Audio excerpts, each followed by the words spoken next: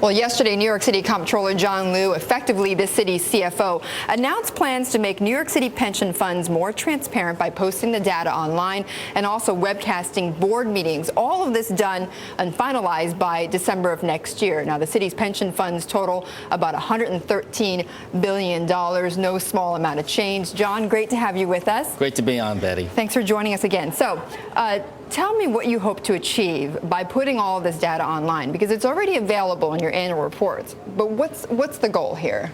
The annual report doesn't come frequently enough. We want to make sure that the transparency is out there. In the end, better transparency improves the performance, the investment performance of our plans. Okay. Now, the general public is very concerned nowadays about pension plans. And we want to make sure that the public is well-versed and well-educated on what our pension investments are doing.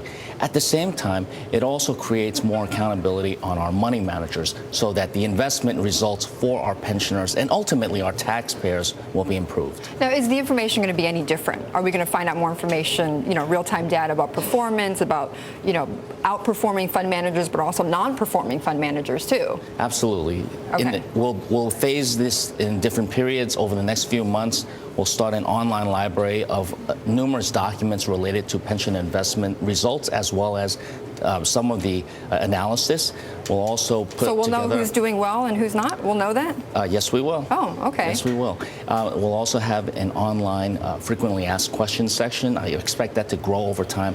And we will start to webcast live our pension board meetings. Right. What about fees? Because I know fees has been a big thing for you in the last year. Are we going to see how much these fund managers are charging the pension funds? We are going to put on as much information as possible without adversely affecting our investments and certainly our relationships with the managers. But Right. we are looking for lower fees. Right, and that is why you fired, I think, 5 out of 6 of the activist fund managers, right? Well, we want to make sure that all of our fund managers are top performing, and I think it's also about sending a signal that we're not playing around here in New York City with our pension funds. Right. Okay, but fees, are they going to be disclosed or not, or you haven't decided on that? I think it'll vary by situation depending on the arrangements with the individual managers. But again, we're looking for investment performance, the bottom line performance, whether it be gross or net of fees. At the end of the day, it is about the net returns for our funds. Okay, I want to talk a little bit about performance. And I know all the pension funds obviously have been hit over the last several years by the crisis.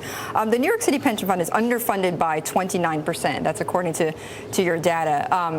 What I see here is that city payouts are going to cost $8.4 billion next year, right?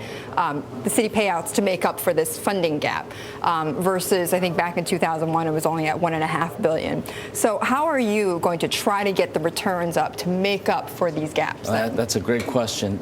Our pension cost in New York City has risen significantly in recent years, in large part because the returns over this past decade have not been anywhere close to the returns they've been in the 90s and the 80s.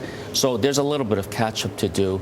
My job in the last year that I've been I've served as Comptroller is to really clean up our investment process to ensure that there's only one goal and one goal only. Right. And that is to enhance the bottom line, make returns for our pensioners. Ultimately, that will save our taxpayers in the future. But what are your fund managers telling you where they're going to be able to drive the returns the most? I mean, are there other asset classes that you're going to put more money into and others less? We have conducted an analysis and are changing our asset allocation somewhat.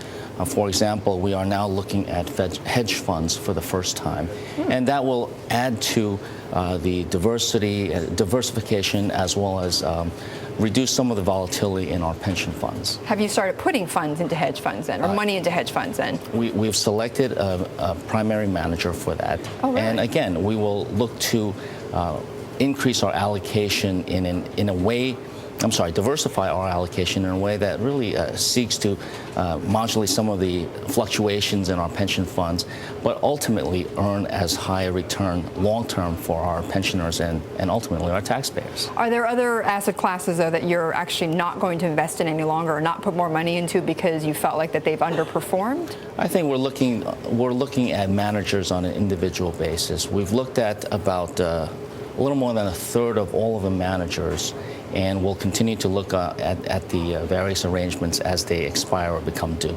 Okay. I mentioned earlier, John, about how you had, I think it was last month, fired 5 out of 6 of the activist fund managers in your funds. Are you through with that? Are you still reviewing? We have reviewed not just the activist managers, but we're reviewing all of our managers. As I mentioned before, we've gone through about a third of them, and we'll continue to go through. There are obviously many managers in our $113 billion fund. But again, at the end of the day, we're looking for performance. It is taxpayers on the hook nowadays. It is the security of our pensioners that is being put at risk. So in this past year and over the next few years that I have the privilege of being New York City Comptroller, we're looking to enhance the bottom line. The transparency will improve the results, and it will also give not just the pensioners who have something very much at stake, but the general public a much better understanding of what our pension funds are doing. John, just on a final note, I know that when you had campaigned in 2009, part of what you were saying in your campaign was that you wanted to, make sure that the pension funds, that the investments were put into companies that would create jobs, right? That would end up creating jobs in New York City. And I think an example of that was mass transit. Is that your priority now? I mean, obviously outside of performance, but is that your priority now with your funds? Well, when it comes to our pension funds, the absolute priority is investment returns. To the extent that there are opportunities, we have some funds, some portion of our portfolio that is aimed towards economically targeted investments. To the extent that we can leverage and earn returns as well as help create jobs, we're certainly going to do that. And there are some opportunities to do that right here in New York City. Examples would be? Well, there are examples that create affordable housing. There are also some manufacturing opportunities.